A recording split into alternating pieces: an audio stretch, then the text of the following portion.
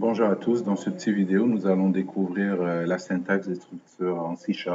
Les structures étant un mécanisme qui nous permet de créer nos propres types de données basés sur des types de données primitifs déjà existants en C#. Dans cette vidéo, nous allons parler du concept de l'encapsulation.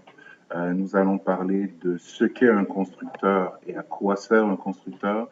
Nous allons définir ce qu'on appelle une variable statique et nous allons aussi aborder le concept des propriétés. Donc, question de nous mettre en contexte. Nous avons développé une petite application qui nous permet, laissez-moi la charger, voilà. Nous avons développé ensemble une petite application qui nous permet, dans le panneau ici à ma gauche, de récupérer les informations d'une voiture et en appuyant sur le bouton de sauvegarde, on va utiliser le fabricant, l'année de fabrication, le kilométrage du véhicule et la vitesse maximum du véhicule pour créer une variable de type voiture basée sur une structure et l'insérer à l'intérieur d'un tableau. Donc, nous allons être en mesure de créer plusieurs variables de type voiture et les insérer successivement dans un tableau. Une fois que ces voitures seront insérées dans le tableau, nous allons pouvoir, dans le panneau de droite, rechercher un véhicule en particulier basé sur son fabricant ou sur son kilométrage, sur son année de fabrication, ou sur sa vitesse maximum. Donc, en sélectionnant un des boutons radio disponibles dans l'interface et en inscrivant la clé de recherche dans la boîte de texte avant d'appuyer sur recherche, euh, nous allons déclencher un algorithme de recherche qui va fouiller dans le tableau, récupérer les informations du bon véhicule et les afficher dans le listbox qui se trouve ici à l'écran. Donc, allons-y. Tout d'abord, si nous voulons récupérer les informations d'une structure pour, si nous voulons récupérer les informations dans l'interface usagée et les utiliser pour créer une structure, il nous faut tout d'abord déclarer cette structure. Donc, je vais passer en mode de code.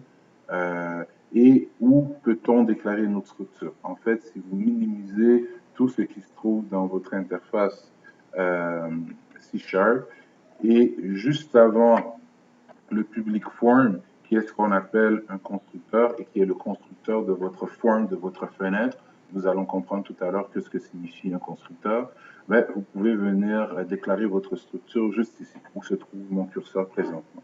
Donc, comment déclare-t-on une structure en C#?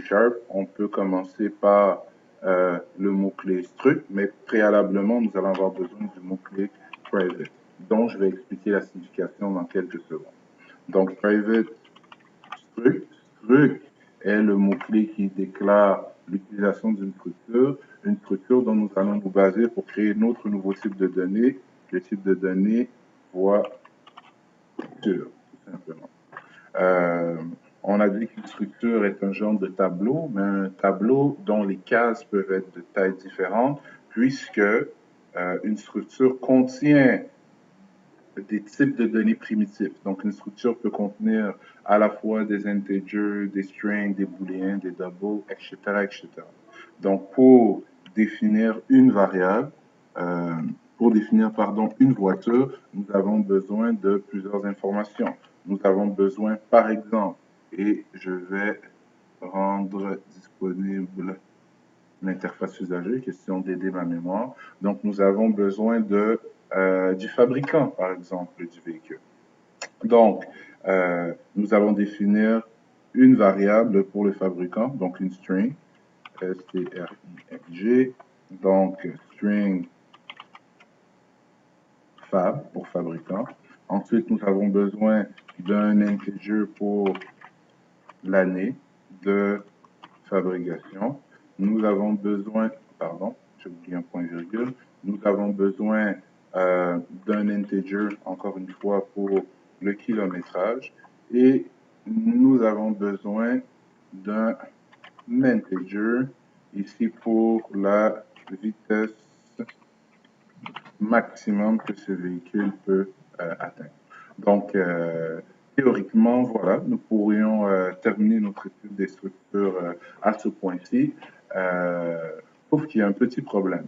Si nous voulons récupérer l'information se trouvant dans l'interface usagée et baser sur cette information, initialiser une variable de type voiture, nous allons avoir un problème. Pourquoi? Ben, si nous décidions que c'est sur un clic sur le bouton sauvegarder que nous voulions récupérer ces informations et les insérer dans une variable de type structure, regardez ce qui se passerait. Donc, je double-clique sur sauvegarder, on ouvre la fonction qui est exécutée quand l'événement clic du bouton sauvegarder est détecté et je vais créer ici une variable de type voiture.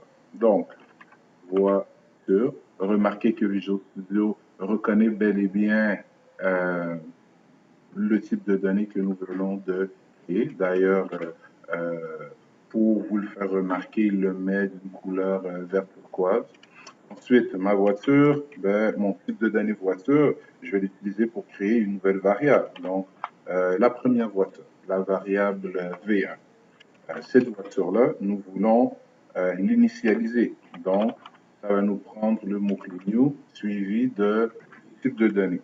Ce que nous venons de faire ici, c'est de créer une nouvelle variable de type voiture qui s'appelle V1 en employant son constructeur. Donc, chaque fois que vous déclarez un nouveau type de données, pour l'instant avec les structures, très bientôt avec les classes et les objets, Visual Studio va créer ce qu'on appelle pour vous un constructeur par défaut. Un constructeur par défaut fait quoi? Un constructeur par défaut dit à votre compilateur de réserver assez d'espace en mémoire pour emmagasiner à la fois une string et 3 integers permettant de représenter un objet de type voiture, plus spécifiquement la voiture numéro 1. Où se trouve donc le problème? Le problème est le suivant, c'est que techniquement, notre voiture est créée, mais à l'intérieur de la string fab, de l'integer vitesse maximum, et etc., il n'y a présentement aucune information. Si je voulais avoir accès à ces informations, il faudrait que je tape le nom de ma voiture et en appuyant l'opérateur point, je m'attendrais à voir listé ici les différentes variables contenues à l'intérieur de cette structure. Elles sont inexistantes, elles ne sont pas présentes. Pourquoi? Pour la simple et bonne raison que quand nous définissons des variables à l'intérieur d'une structure, si nous ne prenons pas la peine de les marquer comme étant publiques,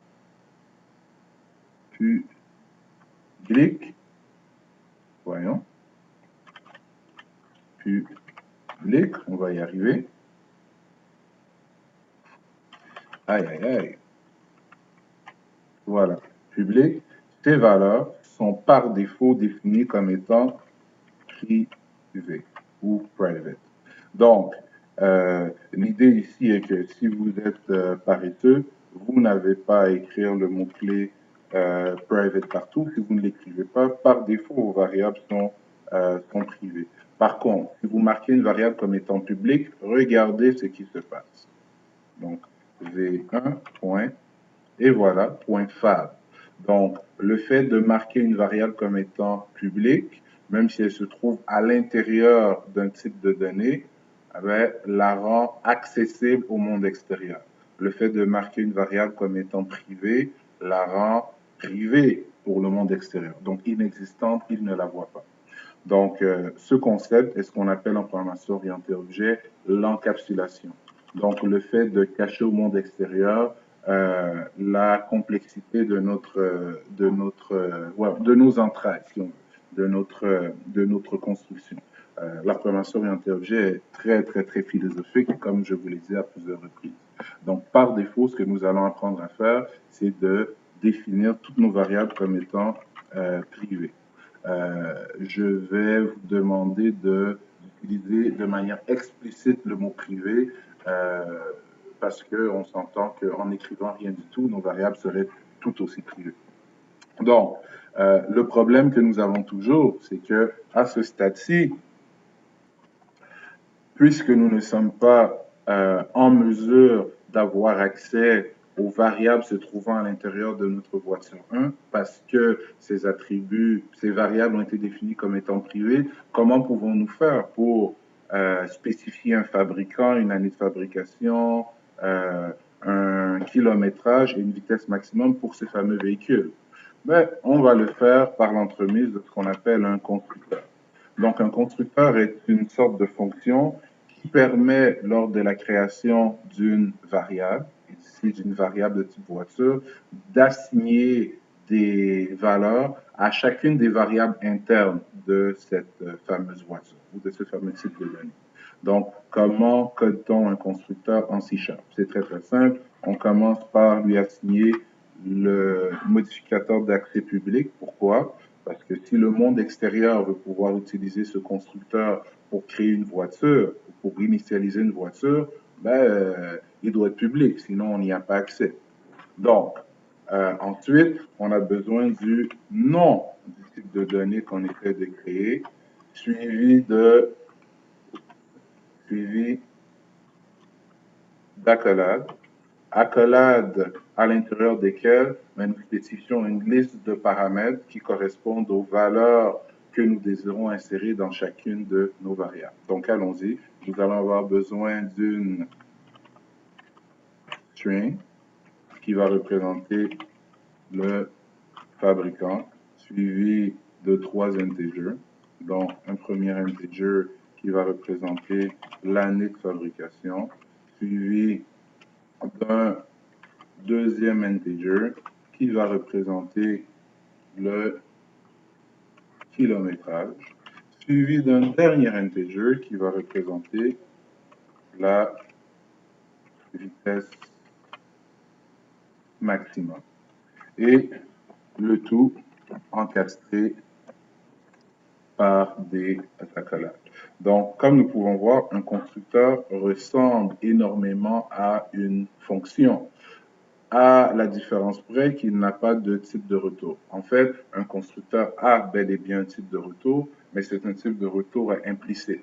Si j'utilise le constructeur d'une voiture, c'est que je veux que ce qu'il me renvoie en retour est une voiture. Donc, on n'a pas besoin de marquer de type de retour parce que par défaut, c'est une voiture qui va nous être retournée. Donc maintenant, que devons-nous faire à l'intérieur d'un constructeur? En fait, c'est relativement simple. Je vais l'écrire et je vais l'expliquer. This.année est égal à année. This.fabricant est égal à fabricant. This.kilométrage est égal à kilométrage et this point vitesse maximum est égal à vitesse maximum. Et voilà. Donc, ce que nous venons de faire ici, nous venons de dire que nous récupérons, et puis ça peut être fait dans le désordre comme vous le voyez, nous récupérons l'année qui va être passée ici en paramètre par le monde extérieur ou par la personne ou l'entité désirant créer une nouvelle variable de type voiture et nous allons l'insérer à l'intérieur de la variable année qui appartient à notre variable de type voiture.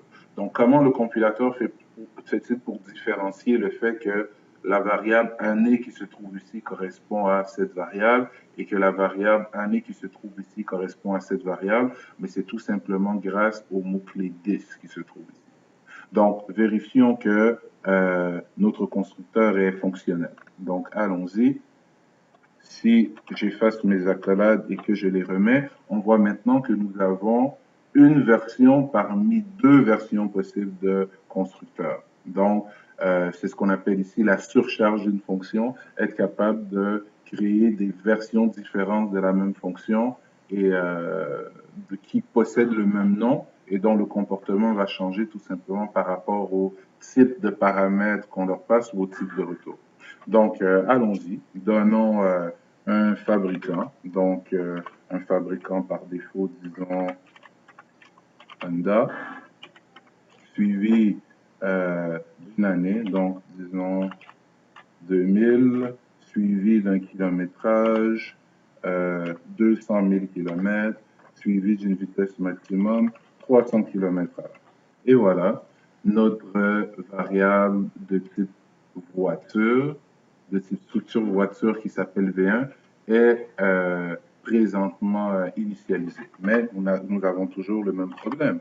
Nous ne sommes pas capables d'avoir accès à ces informations internes. Donc, qu'est-ce qui nous permet d'avoir accès aux informations internes d'une structure dont les variables internes sont déclarées comme étant privées, variables qui ont été initialisées à l'aide d'un constructeur? C'est ce qu'on appelle une propriété. D'ailleurs, juste avant, faisons un petit test tout simplement.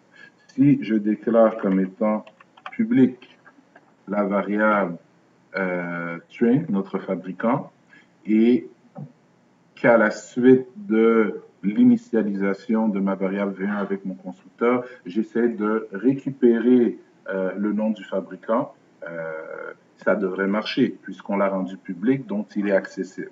V1.fabricant, il est juste là. Donc, voyons voir si le constructeur permet vraiment, j'ai écrit Honda, donc mettons Honda, voyons voir si le constructeur permet vraiment de mettre une valeur par défaut à l'intérieur d'une valeur par défaut à l'intérieur d'une des variables internes de notre voiture. Donc, ce que je vais faire, je vais utiliser un messagebox.show qui est une fonction qui permet d'afficher une boîte de messages tout simplement. Et à l'intérieur, je vais aller chercher le fabricant de ma voiture. Donc, lançons l'application. Et voilà. Donc, nous venons de prouver qu'un constructeur permet bel et bien d'initialiser les différentes variables internes d'un type de données que nous avons créé, dans ce cas-ci d'une structure de type voiture, et que si nous définissons les variables internes de notre structure comme étant publiques, nous y avons un accès direct. Donc, débarrassons-nous de ça. Nous sommes aussi capables de fournir des valeurs par défaut à un constructeur. C'est-à-dire que si l'utilisateur ne spécifie aucune information à ce niveau, des valeurs par défaut, comme celle-ci, Toyota, seront utilisées pour initialiser les variables internes. Donc, l'année, disons par défaut, excusez-moi, 2015, le kilométrage 150 000 et la vitesse maximum, disons 350 km à l'heure. Donc, ce que je vais faire ici, je vais tout simplement effacer mes paramètres et si nous retournons avec notre fabricant dans un message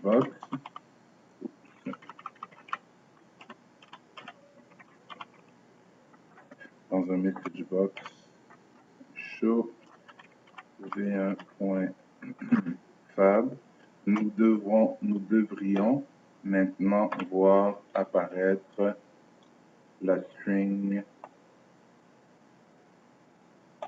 pardon, une seconde, oui, pardon, ici ce qu'on a appelé, c'est le constructeur V.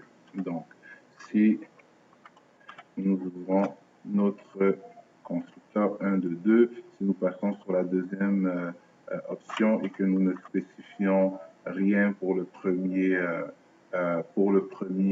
voyons, paramètre, disons 2010 pour le deuxième, 15 000 km et 200 pour le dernier, et que nous exécutions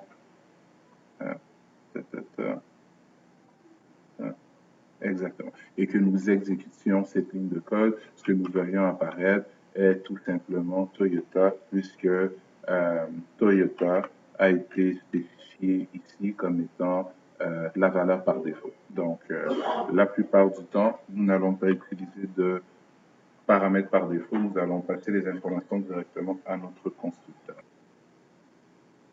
Parfait. Donc, quelle est la prochaine étape?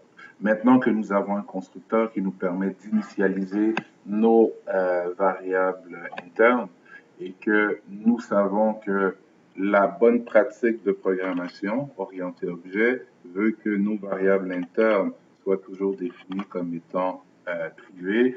Quel est le moyen ou la méthode standard pour avoir accès à ces paramètres une fois qu'ils ont été, à nos variables internes une fois qu'elles ont été initialisées? Ben, je vous présente ce qui est appelé en orienté objet une propriété. Donc, une propriété est en réalité une sorte de fonction publique qui permet de faire quoi? Qui permet deux choses. Qui permet au monde extérieur de tenter d'insérer une information à l'intérieur de vos attributs privés. Pourquoi je dis tenter? C'est que la propriété a la particularité de scanner l'information qui est envoyée par le monde extérieur et de décider si cette information mérite d'être mise dans un de vos attributs ou non. Et la propriété, dans son deuxième rôle, vous permet de récupérer une information se trouvant dans un de vos attributs privés et de le rendre disponible au monde extérieur. Donc, comment coder une propriété? On commence par le mot-clé public, suivi du type de retour que cette propriété doit échanger avec le monde extérieur, suivi d'un nom de propriété. Habituellement, ce que je fais, c'est que ma variable interne privée est en minuscule et ma propriété est en majuscule. Même si une propriété est un genre de fonction, on n'a pas à lui insérer des parenthèses.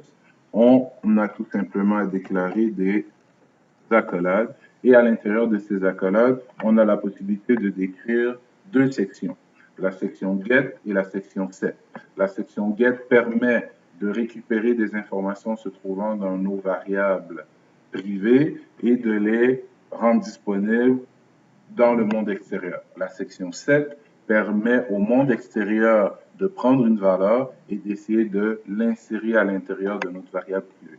Donc, commençons par définir un bloc get. Donc, le mot get suivi d'accolades, tout simplement. Et à l'intérieur de ces accolades-là, on fait quoi? On retourne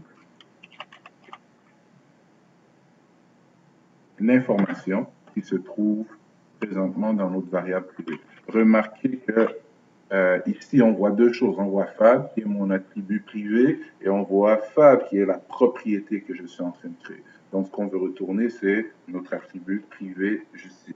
Donc, allons-y. Voyons voir comment cette propriété peut nous servir. Donc, encore une fois, nous allons définir une voiture. Une voiture V1. D'ailleurs, j'aurais pas dû effacer cette ligne tout à l'heure. Une voiture V1.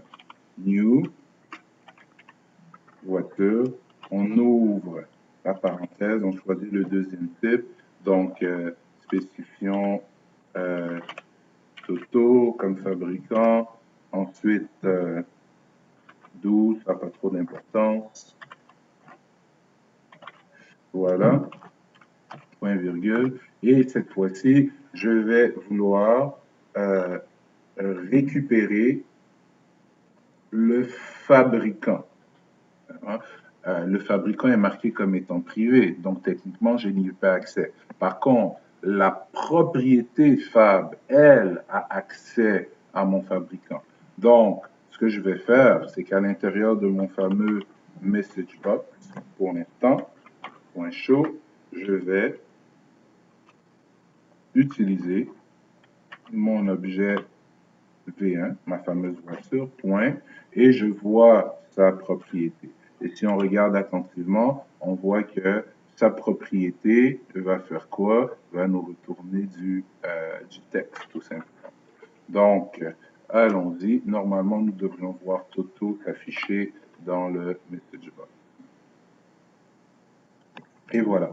Donc, nous venons de voir comment la section get d'une propriété peut nous permettre de prendre de l'information qui se trouve cachée parce qu'elle est privée à l'intérieur d'une variable se trouvant dans une structure. Comment est-ce que cette information-là peut être rendue disponible pour le monde extérieur?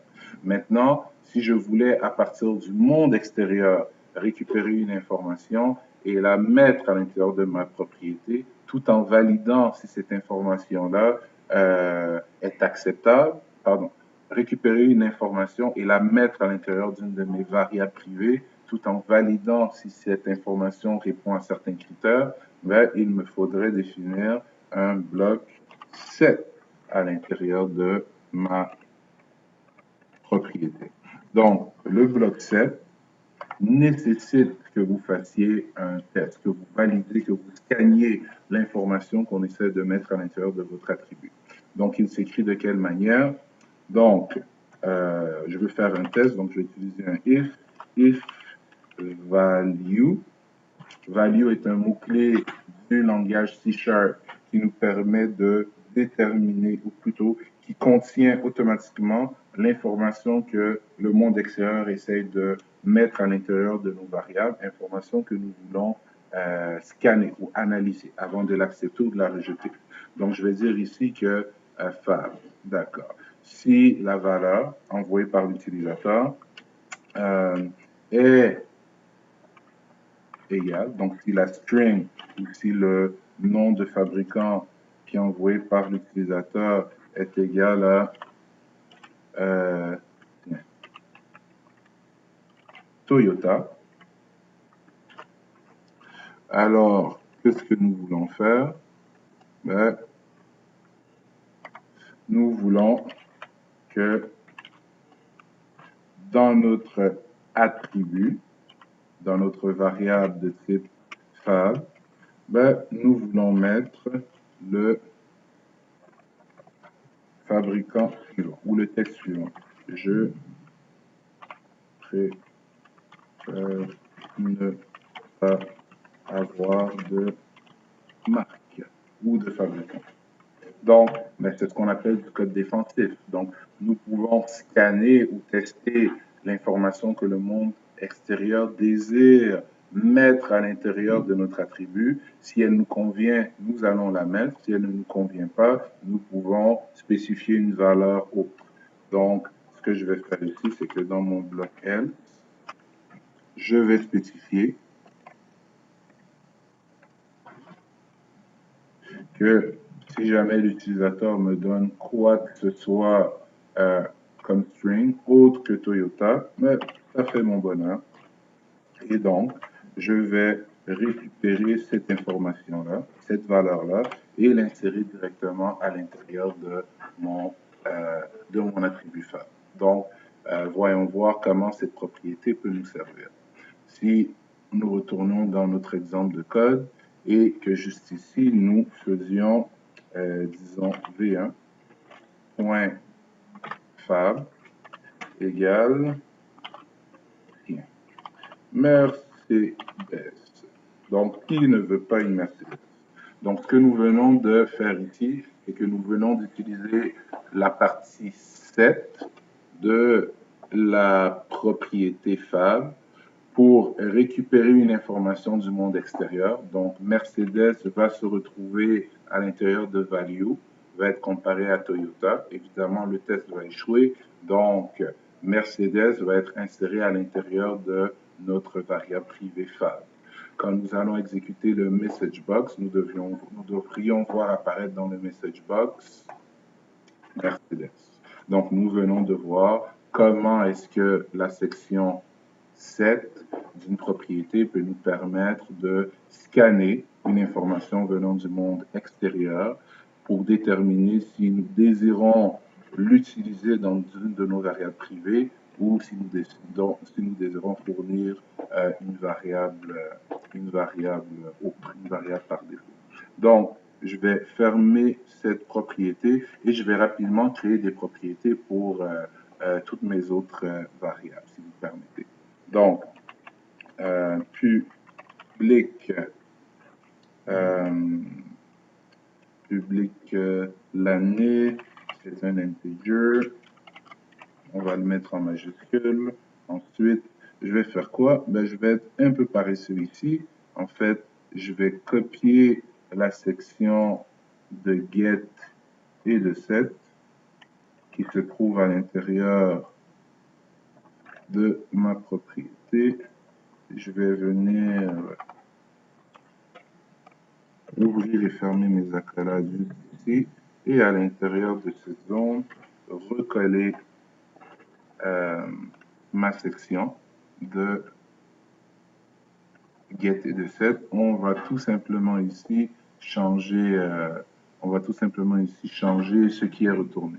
Donc, ici, évidemment, ça donne une erreur. Pourquoi? Parce que fab est une string et je dis que je retourne un integer. Donc, ce que nous allons retourner ici maintenant, c'est l'année. Donc, l'année, voilà, c'est réglé. Et en termes d'année, disons que nous ne voulons pas qu'on essaye de nous attribuer une année, disons, inférieure à l'an 2000, parce que bon, de 2000 à 2015, ça fait déjà 15 ans. On espère avoir un véhicule un peu plus récent. Donc, ce qu'on veut faire par défaut, si on essaie de nous attribuer un véhicule qui a une année de fabrication plus ancienne ou plus petite que 2000, est de par défaut lui donner la valeur 2000. Sinon, si nous avons un véhicule qui a une année de fabrication supérieure à 2015, ben, nous sommes en 2015, donc techniquement, il n'y a pas encore de véhicule qui a une année de fabrication supérieure à 2015. Donc, allons-y comme ceci. Si value est plus grand que 2015, qu'est-ce qu'on veut faire? Ben, on veut forcer l'année à être égale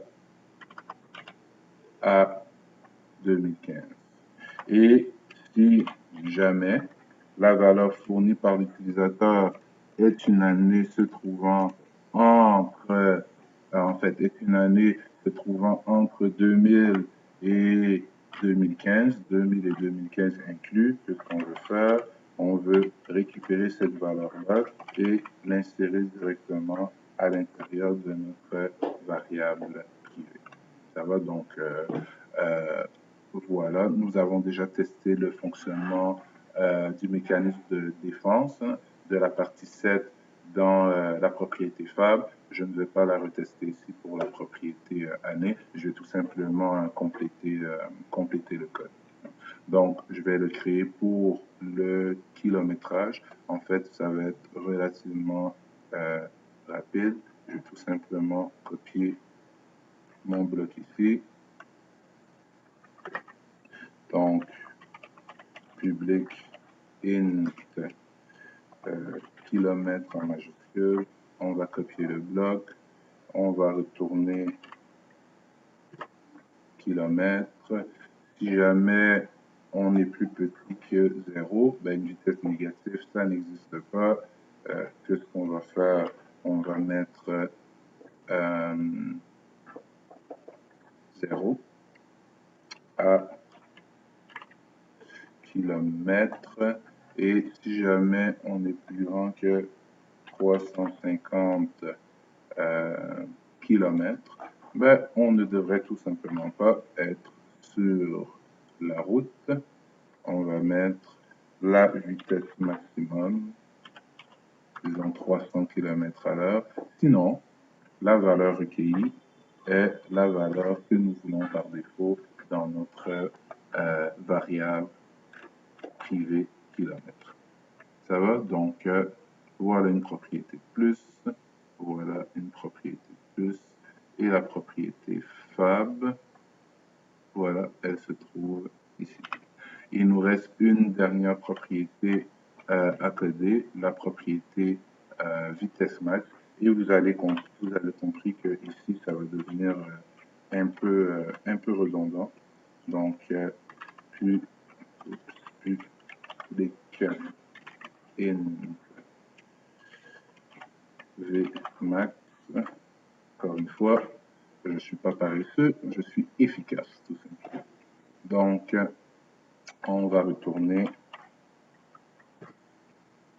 Alors, donc, en termes de vitesse maximum. Tout à l'heure, excusez-moi, le kilométrage, c'est 350 000 ici. Ça va être 300 000 ici. Donc, je vais garder, juste pour aller un peu plus rapidement, les mêmes valeurs pour la vitesse maximum. Donc, si on est plus petit que 0, ça ne marche pas. On veut 0 dans notre vitesse maximale. Si on est plus grand que 350 km/h, ça ne marche pas. On veut comme vitesse maximum 300. Sinon, notre vitesse maximum est la vitesse maximum spécifiée par l'utilisateur. Et voilà, nous avons toutes les propriétés nous permettant d'avoir accès à nos variables privées en entrée ou en sortie, donc avec le bloc get ou avec le bloc set, dépendamment de ce que nous désirons. Donc, maintenant, comment pouvons-nous créer des variables de type voiture basées sur les textbox dans l'interface usager? C'est relativement simple, c'est que notre fameux constructeur juste ici, ben, nous allons l'équiper pour qu'il récupère ces informations basées sur l'interface usager. Donc, la string fab, donc j'ai créé un premier textbox, donc textbox fabricant. Je vais récupérer le texte se trouvant dans ce textbox-là, suivi de l'année. Donc, l'année qui est récupéré à l'écran est un integer. Donc, on va le convertir en integer. Convert to int 16. Et ce qu'on convertit, ben, on convertit l'année. Donc, c'est le textbox année qui m'intéresse ici. Sa propriété texte. Super. Ici, on va fermer la parenthèse. On va changer de ligne parce que ça commence à devenir un peu long. Juste une seconde. Est-ce que... Parfait. On va mettre une virgule ici. Prochain paramètre, le kilométrage. Donc, encore une fois, qui est une string à l'écran, donc qui doit être converti. Convert.toInt, puisqu'on convertit le contenu de notre textbox de kilométrage. Donc, textbox kilométrage ici, point texte. Dernier paramètre, après le kilométrage, on veut la... Ouais. Après le kilométrage. Ah, d'accord. C'était peut-être pas brillant de faire ça. On va mettre la virgule ici. Aïe, aïe, aïe, aïe, aïe. Ah. Donc, on va fermer parenthèse. Donc, c'est après le kilométrage, on veut la vitesse maximum. Donc, encore une fois, convert.to integer. Et que ce qu'on fait, on récupère le textbox vitesse max. Point texte tout simplement, et on ferme notre constructeur. Donc, tout semble bien aller dans le meilleur des mondes, même que nous n'avons plus besoin de cette ligne, puisque nous allons aller chercher nos informations à partir de l'interface usager, et nous allons toujours pouvoir afficher le fabricant à travers le message box pour l'instant. Donc, si je lance l'application et que je mets comme fabricant Chrysler, je mets comme année, ben, disons l'an moins 25, disons ça comme ça. Non, je mets comme année l'an 2014, comme kilométrage 200, comme vitesse maximum 250. Sauvegarder, et voilà, on voit que notre objet a bel et bien été initialisé, notre structure, notre voiture a bel et bien été initialisée à partir des informations qui ont été prises dans l'interface usager. On a appelé son constructeur et on est toujours capable d'utiliser ses propriétés, même si on en utilise seulement une ici pour afficher le contenu des variables privées de notre voiture. Donc, la prochaine étape est la suivante. La prochaine étape est de récupérer cette fameuse voiture et de la déposer à l'intérieur d'un tableau. Donc, allons-y. En fait, ici, il faut faire un peu attention, c'est qu'un tableau a une dimension fixe. Donc, il faudra un certain mécanisme qui nous permette de déterminer combien d'éléments ont déjà été déposés dans notre tableau. Plus tard dans la session, nous allons travailler avec ce qu'on appelle des listes et des array lists, donc qui sont des tableaux, si on veut, dynamiques, qui se redimensionnent au fur et à mesure que nous déposons des éléments à l'intérieur. Donc, nous n'aurons plus besoin de se soucier, si on veut, de l'index. Ou de la taille de nos tableaux. Donc, fermons ceci et maintenant, remontons dans notre structure pour la modifier légèrement. Donc, à l'intérieur de notre structure, nous allons rajouter une nouvelle variable. Cette fois-ci, cette variable sera publique et elle sera publique de type statique. Et je vais l'appeler ici NB voiture. Donc, nombre de voitures. Donc, la variable nombre de voitures de type static in est en fait une variable qui n'appartient pas à chaque voiture, mais qui appartient au type de données voiture. C'est-à-dire que chaque fois que nous allons créer une nouvelle voiture, à l'intérieur du constructeur, nous allons incrémenter la variable voiture, ce qui nous permettra de connaître en permanence quel est le nombre total de voitures présentement disponibles ou présentement existantes dans notre application. Donc ensuite, ce que nous allons faire, c'est que nous allons définir à l'extérieur de notre structure, à l'extérieur de toute fonction, en fait, nous allons définir à l'intérieur de notre form, juste ici, un tableau. Un tableau de... ouais, un tableau capable de contenir des voitures. Donc, allons-y. Ce tableau va être private. Il va s'appeler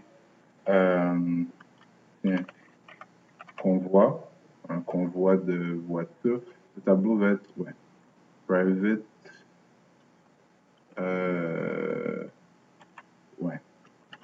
Voiture. Donc, c'est un tableau, donc on doit définir des crochets. Notre tableau va s'appeler convoi et c'est simplement. Ça va, donc on vient de définir une variable, on vient de définir un tableau qui peut contenir des voitures et qui est de type convoi. Maintenant, ce tableau-là doit être initialisé, si on veut. Ce tableau-là on doit définir combien de cases sont contenues à l'intérieur de ce tableau. Donc, notre form est un type de données, tout comme la structure que nous venons de créer est un type de données. Nous venons de rajouter une variable à l'intérieur de notre form, tout comme la structure que nous venons de créer est elle aussi une variable à l'intérieur de notre form. Donc, notre form a elle aussi un constructeur Ce constructeur se trouve juste ici. C'est un constructeur vide, à l'intérieur duquel on appelle la fonction initializeComponent, une fonction qui est générée automatiquement par Visual Studio pour nous et qui nous permet, juste ici, donc là, allons trouver notre fameuse fonction initializeComponent. Elle est juste ici.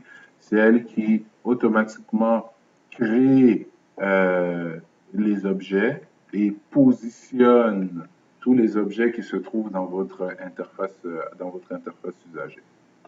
Donc, ce que nous allons faire, c'est que à l'intérieur de cette fonction, nous allons prendre notre variable qu'on voit et nous allons l'initialiser. Si je ne me trompe pas, voiture,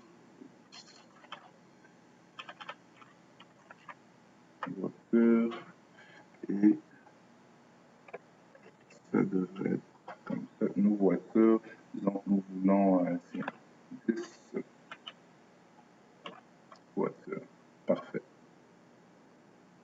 Donc, ce que je viens de faire ici, c'est que je viens d'initialiser un tableau de 10 voitures qui s'appelle convoi. Et plus haut, ce que j'avais fait, c'est que je venais de déclarer mon tableau. Donc, déclarer un tableau, ça veut juste dire que je réserve de l'espace pour un tableau qui sera capable de contenir des voitures. Mais combien de cases, combien de voitures? Donc, on vient de le spécifier ici. Maintenant que notre convoi existe, nous sommes capables, chaque fois que nous créons une nouvelle voiture, de venir tout bonnement l'insérer à l'intérieur de notre tableau, dans une case bien spécifique. Chaque fois que notre constructeur est appelé, notre variable ici, voiture, incrémente. Donc, le premier objet ou la première voiture qu'on va créer va causer la variable voiture, va donner à la variable voiture la valeur 1. La deuxième voiture va lui donner la valeur 2. Or, nous savons que dans un tableau, la première case a l'indice 0. Donc, ce que nous allons faire ici, c'est tout simplement convoi, comme ceci, convoi V1, qui est notre voiture, point,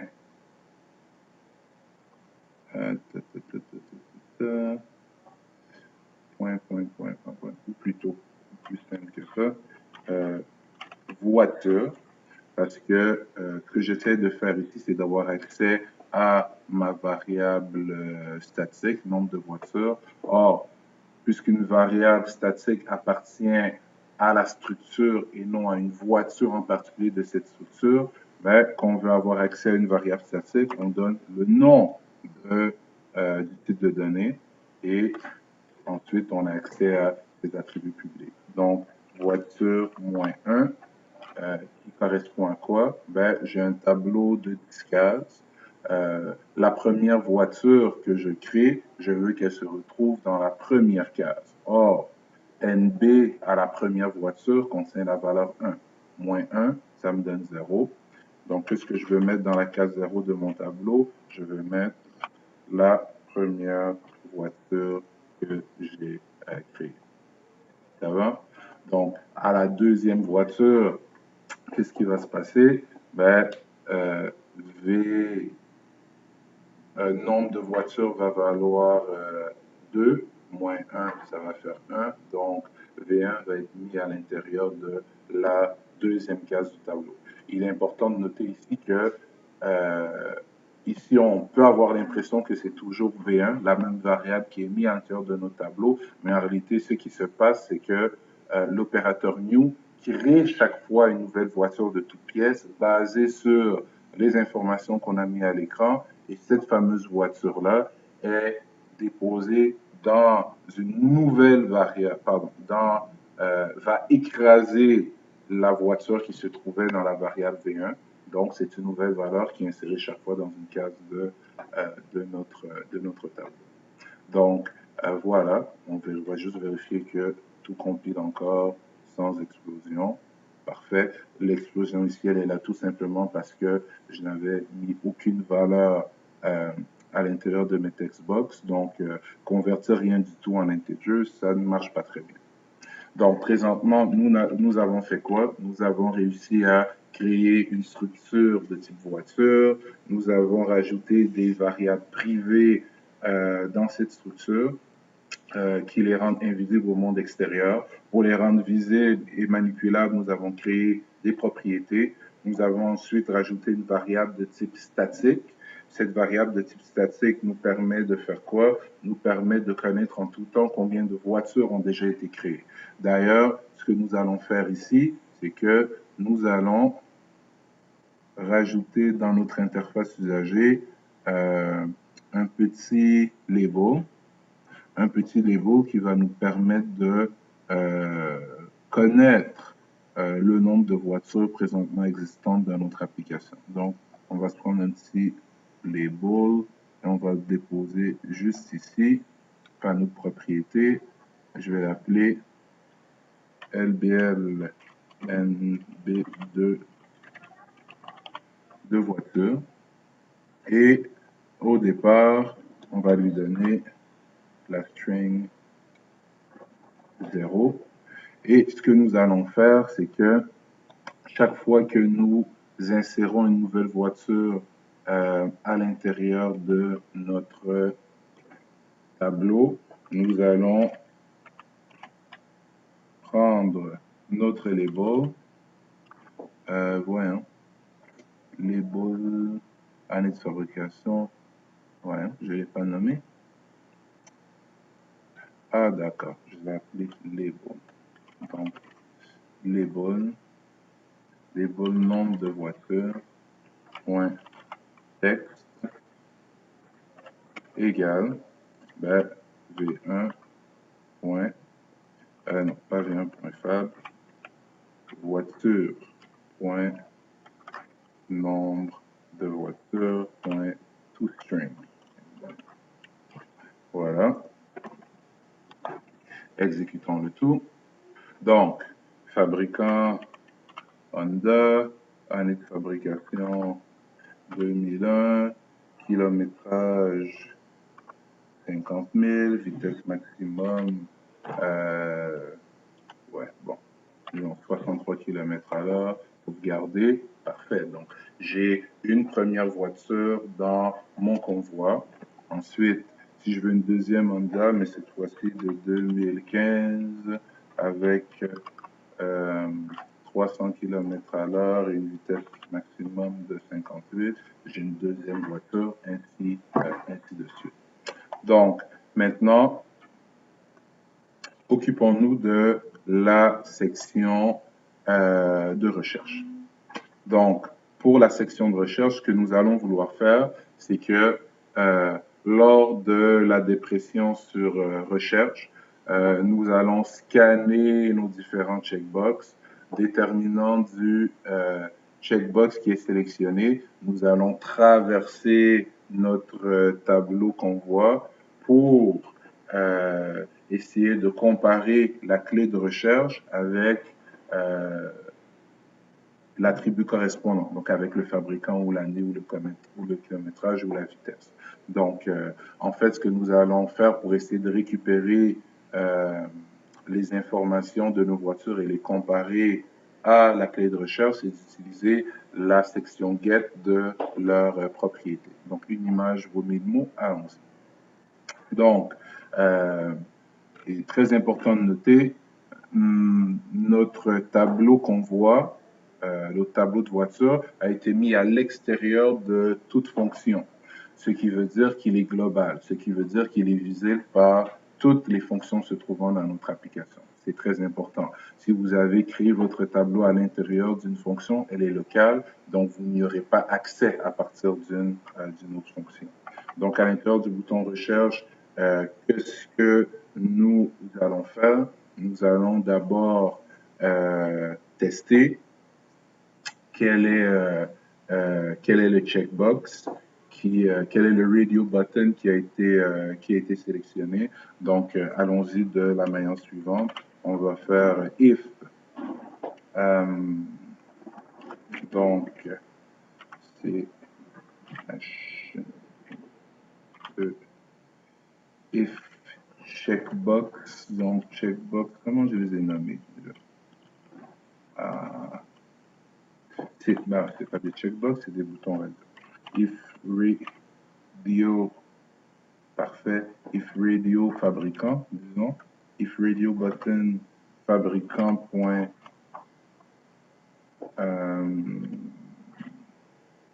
check. Donc, check qui nous retourne un booléen qui nous indique si le radio button a été coché ou non. Donc, s'il est coché, que ce qu'on veut faire, s'il est coché, je veux scanner mon tableau, et scanner le nombre d'éléments qui se trouvent présentement à l'intérieur de mon tableau et comparer chacun d'entre eux à la clé de recherche qui se trouve à scanner chacun des éléments qui se trouvent dans chacune des voitures qui se trouvent dans mon tableau et comparer leur fabricant au fabricant qui se trouve juste ici. Une fois que je trouve l'item ou les véhicules contenant le bon fabricant ou étant du bon fabricant, je vais récupérer toutes leurs informations et les afficher ici à l'écran. Donc, on pourrait faire ça avec une boucle for each, par exemple. Donc, allons-y. Donc, for each voiture element. Donc, element, c'est tout simplement un nom de variable. In convoi, à noter très important ici, convoi ne prend pas les crochets quand on l'utilise à l'intérieur d'une boucle for each. Donc, pour chacun des éléments de cette voiture à l'intérieur de mon convoi, ce que je veux faire, je veux comparer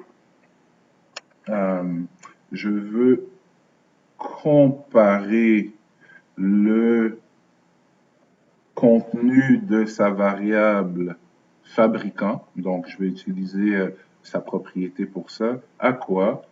Au contenu de ma clé de recherche qui se trouve juste ici. Donc, if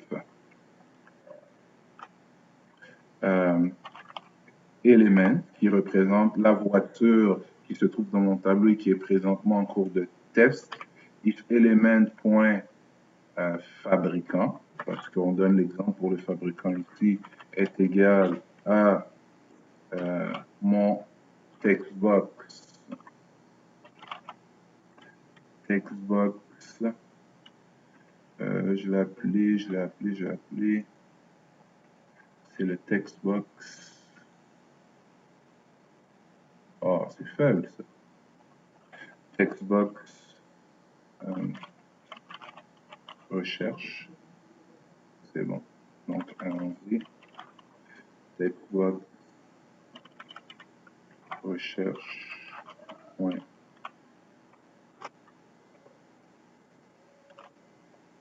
texte. Qu'est-ce que je veux faire? C'est vrai que ce que je veux faire, je veux récupérer les informations de ce véhicule-là et je veux les afficher dans mon listbox. Listbox que je n'ai sûrement pas, listbox info, d'accord. Donc, listbox info items.add et on veut rajouter quoi à l'intérieur? On veut rajouter toutes les informations du véhicule. Donc, le fabricant, Ensuite, on va rajouter tout. Donc, le fabricant suivi du, je vais juste aller dans le même ordre, suivi de l'année, point l'année. Et on voit ici que je me sers des propriétés toujours pour récupérer l'information. Mais je n'ai pas le choix. Je n'ai pas accès aux variables privées puisqu'elles sont privées. Le fabricant, point le kilométrage. Les propriétés sont discernables par le fait que Visual Studio les représente sous forme d'une clé. Et ensuite,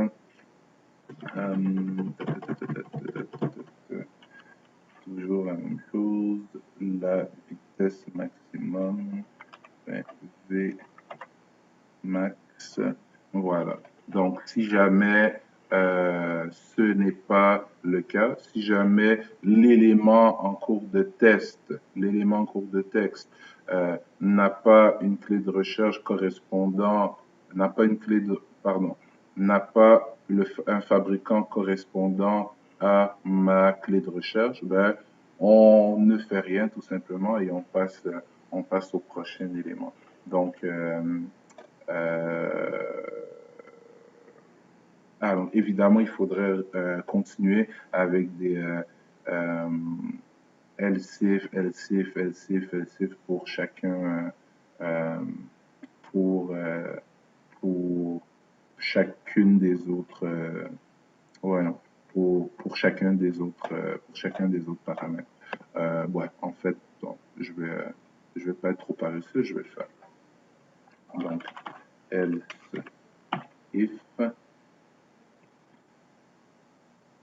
on va prendre ça ici, on va mettre ça là. Donc, au lieu du fabricant, maintenant, on veut l'année. Donc, si l'année que je récupère est la même que celle qui est écrite ici, évidemment, si on l'écrit ici, il va falloir convertir ceci en integer. Donc,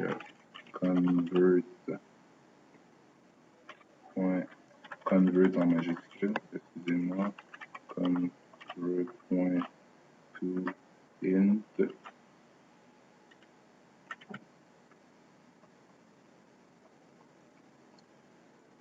Convert.toInt, on ferme ça et on démarre les parenthèses pour notre if. À l'intérieur de ce if, on veut faire quoi? Mais on trouve les véhicules qui correspondent et pour ces véhicules-là, qu'est-ce qu'on fait? Bien, on veut encore une fois afficher les informations des véhicules correspondants de tous les véhicules qui ont été construits cette année-là, par exemple. Donc, encore une fois, ça devient relativement répétitif.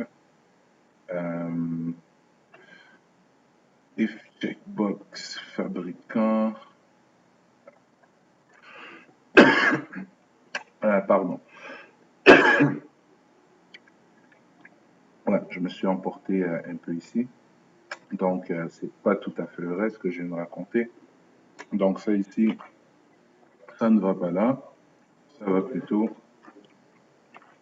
ici. Donc, donnez-moi juste quelques secondes pour arranger tout ça. Donc, LCIF. D'accord. On va pas faire trop de désordre.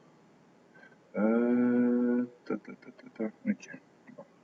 Allons-y étape par étape. Donc, en fait, ce qu'on veut tester ici, c'est notre prochain radio button, parce qu'ici, on voulait trouver tous les véhicules dont le texte ici matchait le fabricant. Là, on veut trouver tous les véhicules dont le texte match, disons, le kilométrage. Donc, ce serait radio kilométrage point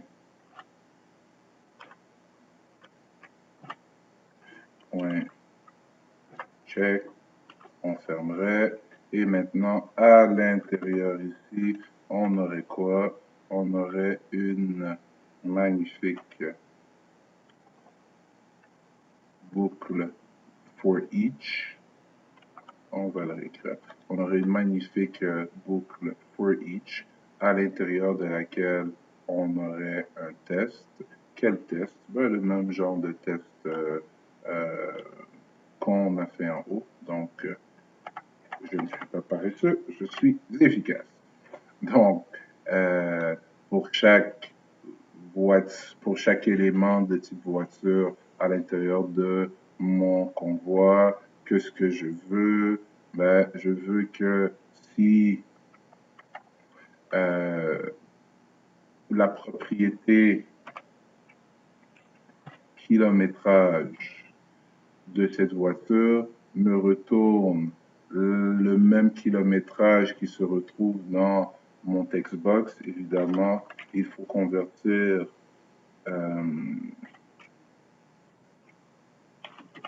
le kilométrage en integer pour que ça marche, pour qu'on puisse effectuer la comparaison. Donc, s'ils sont équivalents, mais qu'est-ce que je veux faire? Je veux rentrer à l'intérieur du if et afficher dans mon Xbox tous les véhicules ayant le même kilométrage. Donc, comme je l'ai dit, ça peut devenir un peu redondant. Donc, je n'ai pas nécessairement complété pour les deux derniers review buttons. Je pense que ce qui se passe est assez clair. On va juste trouver l'erreur. Je pense que j'ai oublié une parenthèse, une accolade quelque part. Ça y est, ça dégringole. Séance de débogage. Allons-y. Donc, excusez-moi pour ça. Donc, ici avec ici, for each avec for each, if avec if, parfait.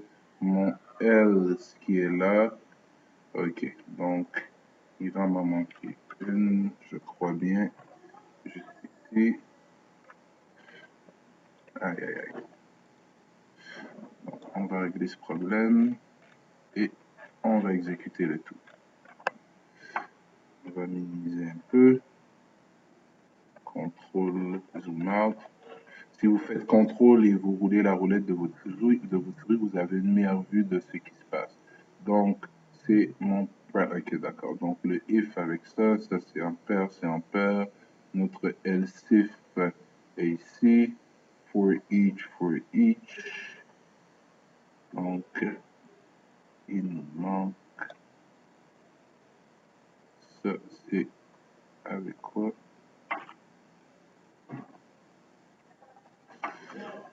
Je fais... C'est bon.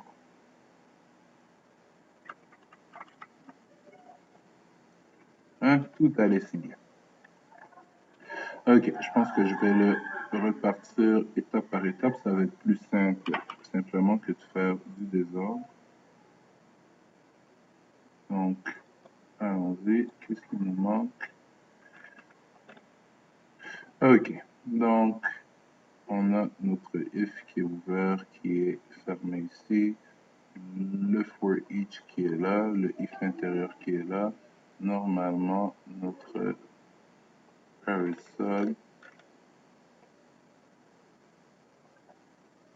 il nous manque, je crois, pour la classe et pour le namespace à ce stade-ci. Donc, c'est un pour la classe et pour le namespace. Parfait. Donc, excusez-moi pour ça. J'ai voulu aller un peu trop rapidement et puis j'ai massacré mon code. Donc, ce que je vais faire, je vais recommencer d'essayer d'aller trop rapidement. Donc, je vais copier ma sélection ici et on va zoomer pour que vous puissiez voir correctement. Donc, je vais copier ma sélection ici qui permettait de faire quoi? Qui permettait de tester est-ce que le checkbox du fabricant était coché. Si oui, on scannait chacun des éléments de notre tableau qu'on voit et on comparait la clé de recherche qui est un nom de fabricant avec le fabricant de chacun des éléments dans notre tableau qui nous était retourné par sa propriété fab. Quand on trouvait un match, on affichait toutes les informations de ce fameux véhicule. Donc, ce que je vais faire ici, c'est que je vais recopier le même code, mais notre if va devenir un else. Un else tout simplement parce qu'on utilise des radio buttons et que des radio buttons ne peuvent pas être tous cochés en même temps. Donc, je vais faire appel au prochain radio button. Donc ici, disons le radio pour le kilométrage, point check. Et évidemment ici, on va changer ça pour point kilométrage. Et pour que ça marche, ben, puisqu'on va écrire un integer dans, comme clé de recherche, on doit convert, point, convert, t, convert.toInt, super, on ouvre, on ferme, et voilà, plus d'erreur, et espérons aucune explosion. Donc, si je crée un premier véhicule, Honda, suivi de l'année 2000 par exemple, et de 20, donc je vais mettre des valeurs au hasard rapidement. Ensuite, je vais créer une deuxième Honda, mais cette fois-ci avec, disons, 25, 300 et 15. Ensuite, je vais la sauvegarder. Je vais maintenant créer une Toyota avec 84, 60 et 7. Je vais la sauvegarder. Maintenant, je vais choisir fabricant et je vais écrire Honda. Si tout va bien dans le meilleur des mondes, voilà. Donc, j'ai des informations sur mes deux véhicules de marque Honda qui ont été affichées dans l'interface usagée. Donc, je vais arrêter ce vidéo à ce moment-ci. Je crois qu'il est déjà assez long comme ça. Je vais tout simplement récapituler.